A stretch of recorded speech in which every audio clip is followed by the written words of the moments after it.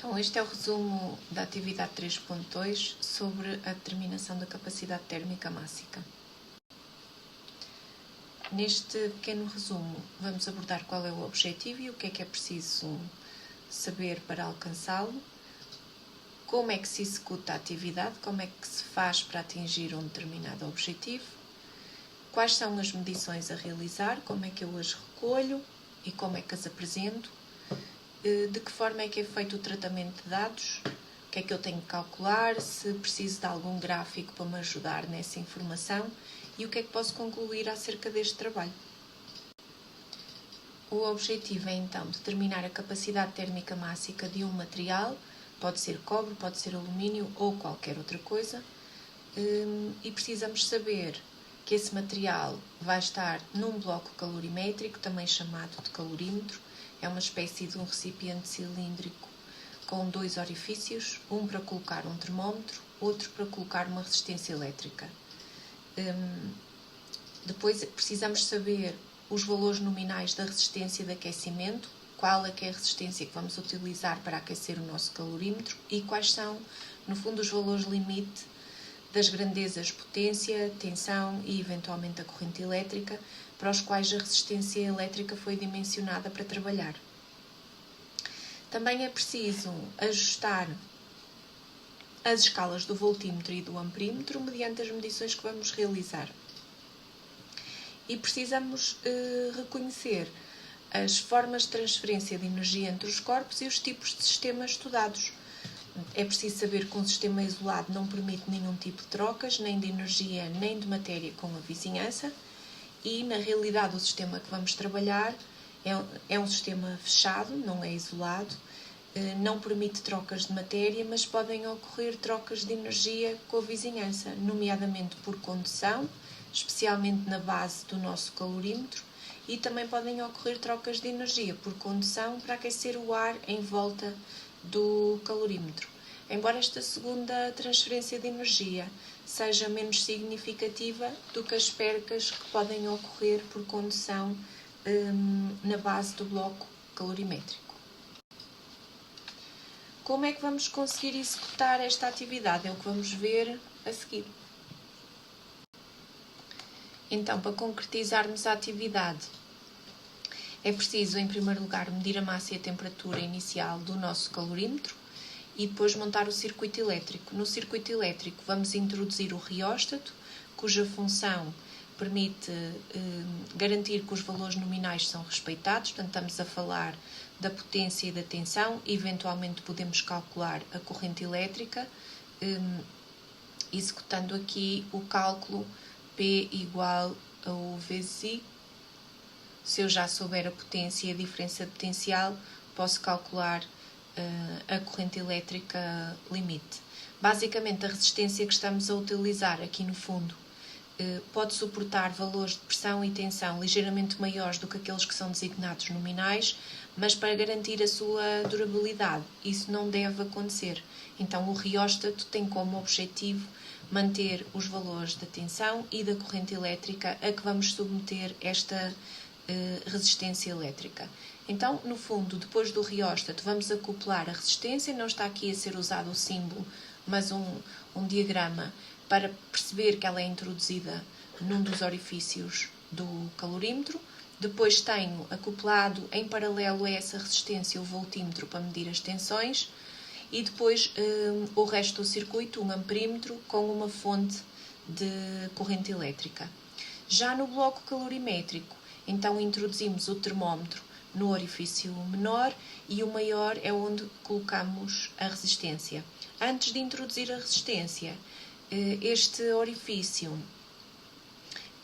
recebe glicerina, que vai facilitar a transferência de energia entre a resistência e o bloco. Isto porque a glicerina é um melhor condutor térmico do que o ar. Portanto, ela é utilizada aqui como meio para facilitar essa transferência de energia. Também temos aqui no fundo a placa isoladora. Ela vai evitar as transferências de energia por condução entre o nosso calorímetro e a bancada ou a mesa onde é executada a atividade. No fundo, o objetivo da placa é minimizar as transferências de energia por condução que ocorrem aqui. Claro que isto não evita tudo, e se o valor que vamos encontrar depois no final estiver ligeiramente longe ou distante do tabulado, pode ser um erro possível. A placa isoladora não conseguiu limitar no máximo ou o máximo das transferências de energia. Depois temos aqui o ajuste, a escolha das escalas de medida do amperímetro e do voltímetro, de acordo com aquilo que vamos ler, e o ajuste ao nível do rióstato, para garantir então o tal comprimento dos valores nominais. Finalmente, é preciso recolher as medidas de tensão, de corrente elétrica e da temperatura a cada 30 segundos durante sensivelmente 5 minutos. Há aqui uma questão importante, é que mesmo após os 5 minutos, quando desligamos o circuito, ainda podem ocorrer aumentos de temperatura registados no termómetro do nosso calorímetro. Basicamente porque, como a resistência e o calorímetro estão a uma temperatura elevada, ainda há transferência de energia por condução entre os dois, mesmo estando o circuito desligado. E isto implica algum tempo até se iniciar o arrefecimento. É preciso aqui uma cautela, o sistema só deve ser desmontado após se iniciar esse arrefecimento.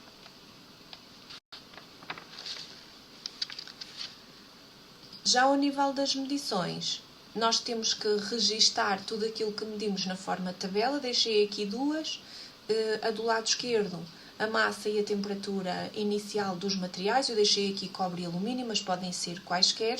E depois uma tabela mais complexa, onde vamos colocar as tensões, as correntes, a medição do tempo. Nós vamos registar com um cronómetro a cada 30 segundos o par de medidas, o I, e também a temperatura identificada no termómetro.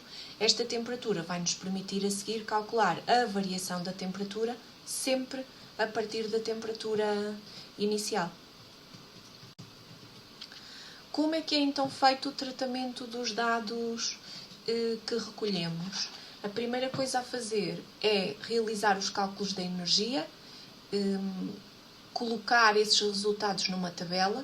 Para calcularmos a energia, o que nós vamos fazer é multiplicar a potência pelo intervalo de tempo, mas como nós não temos literalmente a potência, podemos calculá-la multiplicando o U vezes a corrente elétrica e depois então pelo intervalo de tempo. Podemos fazer isto usando a calculadora na parte da estatística, e todos os itens são automaticamente preenchidos quando nós colocamos a fórmula na lista onde vamos identificar a energia. Depois de ter esses dados, vamos construir o gráfico da variação da temperatura em função dessa energia. Portanto, no gráfico temos que indicar qual é que é a grandeza de cada eixo e a respectiva unidade no sistema internacional, e o objetivo é, através de uma calculadora, de uma folha de Excel, traçar um gráfico para depois fazermos a reta de ajuste e identificar a equação da reta para obtermos o declive. Esse declive vai ser usado para determinar a capacidade térmica mássica do material e, logo a seguir, o erro percentual da nossa determinação. Portanto, temos aqui o cálculo da energia, a tensão, que eu já tenho aqui na tabela, o cálculo da variação da temperatura. A energia é aquela que foi transferida pela resistência para o nosso calorímetro, e com base nestes dois dados traçamos o gráfico da variação da temperatura em função da energia. A energia está no eixo do X e a variação da temperatura no eixo dos Y. Eu tenho aqui duas retas de ajuste, são duas retas para dois materiais diferentes. Uma das coisas que vamos perceber já a seguir é que quanto maior for o declive desta reta, menor será a capacidade térmica mássica do material que estamos a trabalhar. Já em termos de cálculos, temos aqui várias coisas a executar. Portanto, depois de fazermos o gráfico, temos que ir buscar a equação da reta de ajuste. Esta equação é dada em função do registro comum, y igual a x mais b. O A representa o declive e o B a ordenada na origem.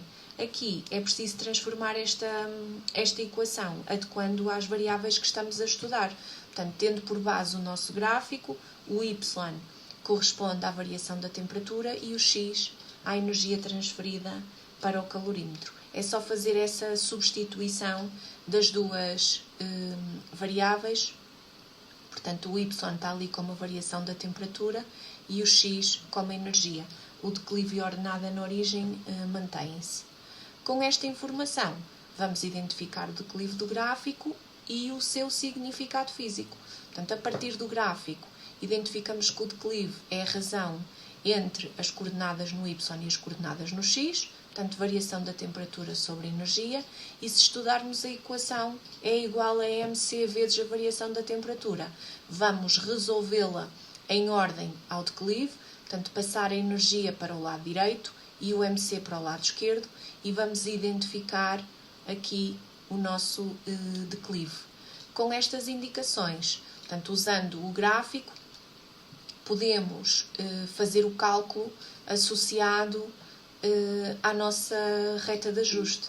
No fundo, eu deixei aqui o declive é y sobre o x, mantém-se, e o tal ΔT sobre a energia. Aqui embaixo a dedução que já tinha mostrado e depois então a substituição. 1 sobre mc, que é o significado físico do nosso declive, é igual ao declive da nossa reta de ajuste, que está aqui.